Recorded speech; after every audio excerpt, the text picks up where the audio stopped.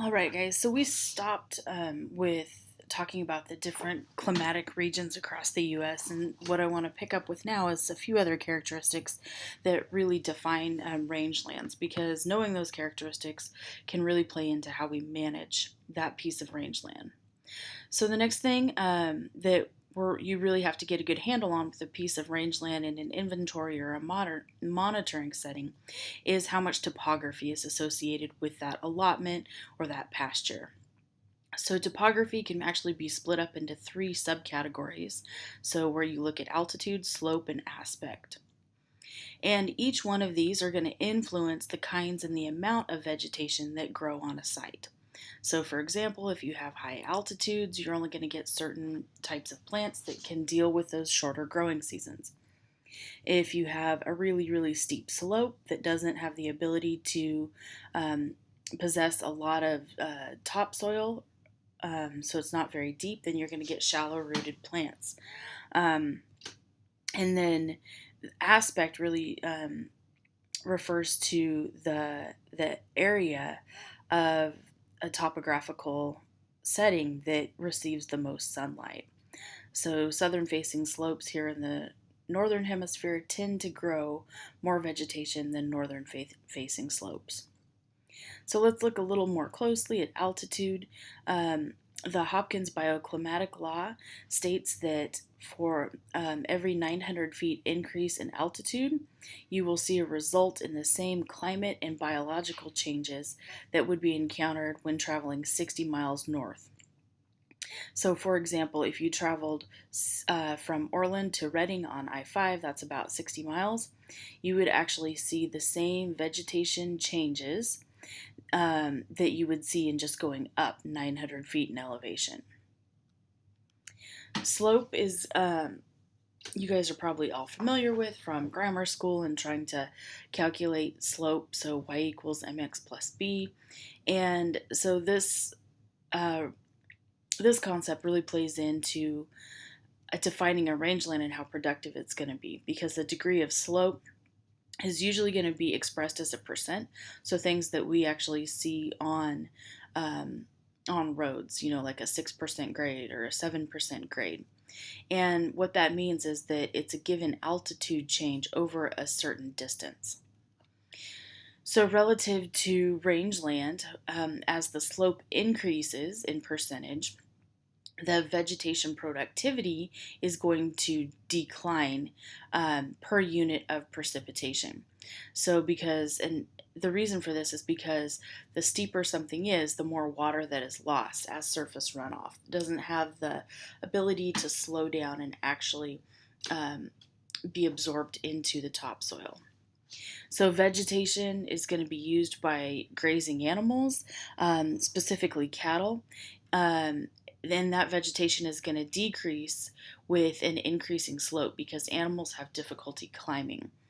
So that's why if you get into situations where you have rangeland with really steep slopes and really steep banking, some of those smaller ruminants or wildlife species are going to better utilize those areas. So leading into that, I'm going to just share with you a little bit of the research that I've helped with with our grazing behavior collaboration. Which consists of folks at New Mexico State, myself here at Chico, a few folks at Colorado State, and various ranches throughout the West: Arizona, Nevada, Colorado, and New Mexico. So the theory behind getting a better handle on how grazing animals, specifically cattle, utilize slope really came from the concept of behavior. So, the old farmers and ranchers will tell you that if you turn cows out on summer rangeland with a calf, they're going to teach the calf where to go. And the following year, when that calf goes back as a heifer or as a cow at that point, she's going to really know where to go eat, where the good feed stands are, because she learned it from her mother. Well, there's a group of or there is a thought that a portion of that may actually be genetic, and we may actually be able to breed that into our cows. So one of the research projects that came out of that hypothesis was to phenotype cows for grazing behavior, specifically hilltoppers or bottom dwellers. So this was one of our studies. We've got 2 heifers that are collared here with GPS collars. That's the pink things hanging off their neck. And if you had to guess, which one would you pick that would more willingly graze rough terrain?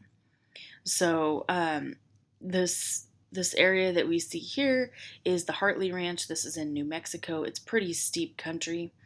And they, of course, are at pretty high elevation because you get some snow on the ground as well during the winter. So this, again, is that Hartley Ranch that we're looking at, and this is a canyon area through here.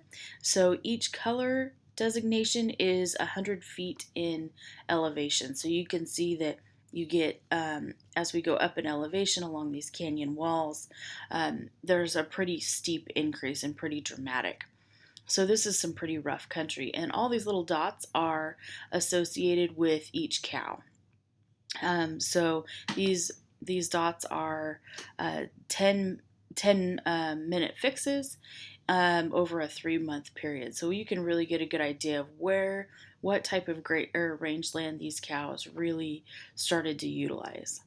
So the question becomes, which one of the cows in the previous slide is the blue dots, because they're obviously using higher altitude, steeper slopes, and which one is the pink one? They're more dispersed, they're using a lot more energy, and they're not really climbing at all. They're just using the bottom ground.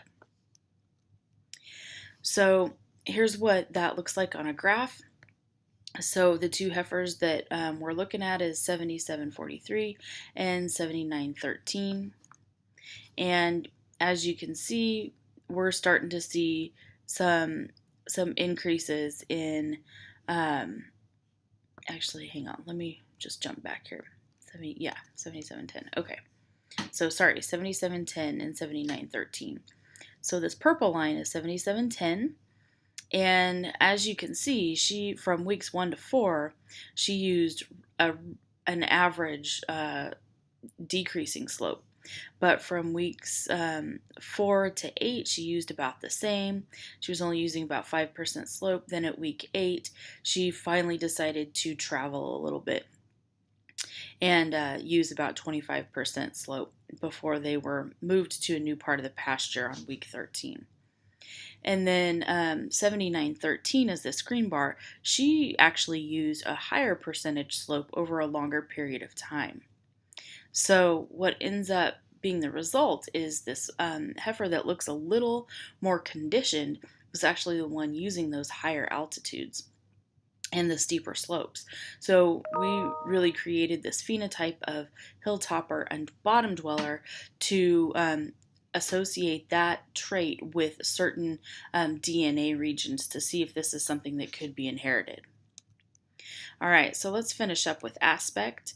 So aspect is going to refer to the directional orientation of the slope, so how much sun each slope is going to get.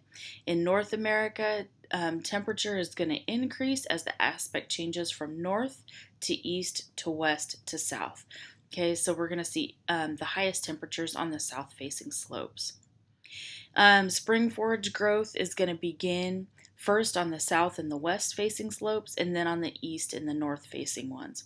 So that becomes really important for California foothill country because during winter, cows are going to primarily graze those areas where grass is growing on those south-facing slopes. So then as we get more and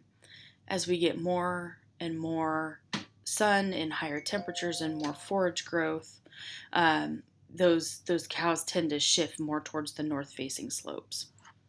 So just so you guys know, grazing animals prefer north and east-facing slopes in the summer because they tend to be cooler, there's more shade. And during the winter, when they need more heat to help stabilize their body temperature, they prefer the west and the south-facing slopes. All right, so just one more map example of where we have some increasing topography. So again, each shade of green is increasing 100 feet in elevation. So this is pretty steep right here. And we have different cows utilizing hill country and then we have cows utilizing this bottom land too. So again, these are going to be characteristics that I think that there's going to be a happy medium between a learned behavior and a genetic behavior. All right, so that is the end of that lecture. We will see you guys next week.